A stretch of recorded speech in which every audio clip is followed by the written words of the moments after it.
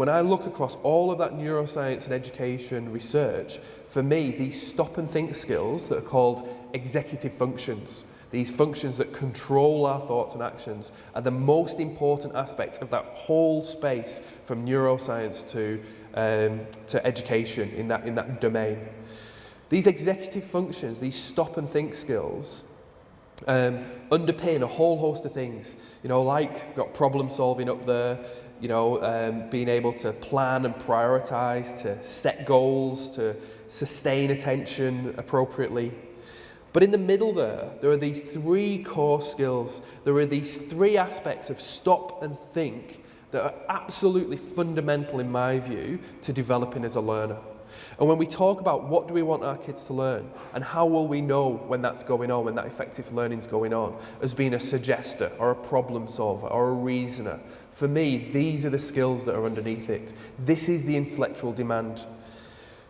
Those three core skills, we talk about them as being inhibiting impulses, working memory, and cognitive flexibility.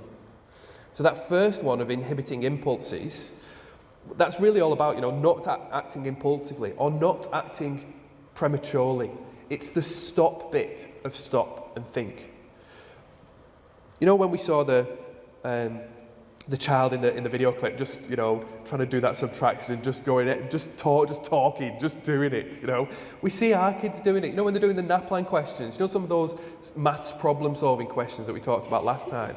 And you might remember, I showed the one where there was a square and a triangle on top of it and another square, and the kids were asked to sort out an angle. And lots of our kids look at it and go, can't do that, because they can't see the way through the question. They look at the question and go, no, don't know how to do that. And they just turn away. And the stop part of that is just stop and think. Stop, hang on, don't just prematurely or impulsively go, oh, I don't know how to do that, and walk away. Let's stop and think about how we might do it. The stop part is a really important part. We talk about stop and think, but the stop bit's really important. For teenagers, one of the things we know about teenagers, teenagers and their risk-taking behaviour. We used to assume that teenagers didn't understand the risks associated with their behaviours. Driving too fast, driving while drunk, drugs, unprotected sex, all the things that teenagers do. So we went on these kind of rampages of education to tell them what the risks were associated with those behaviours.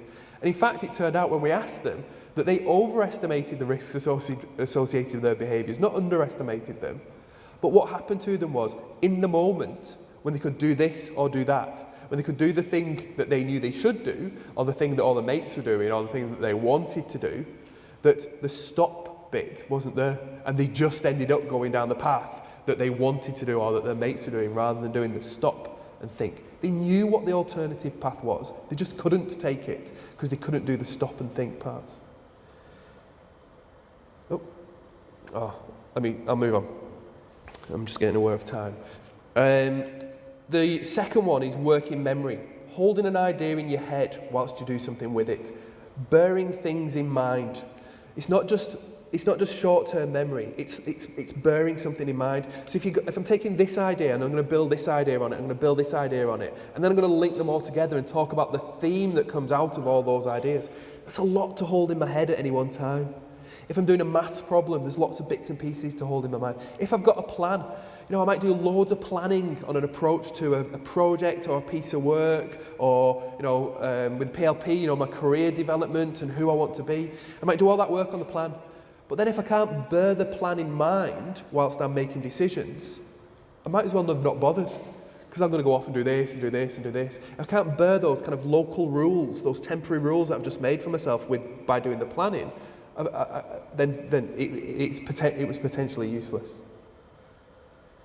And the third core executive function is this idea of cognitive flexibility. That ability to change perspectives, to approach problems in different ways, to be flexible, to adjust to new demands, to adjust to changes. And we see again, in that problem solving, as an example in the mathematics, when we don't know the way to do it, we've got to have that cognitive flexibility. Or if we've got one way of doing it, we try that and that doesn't work.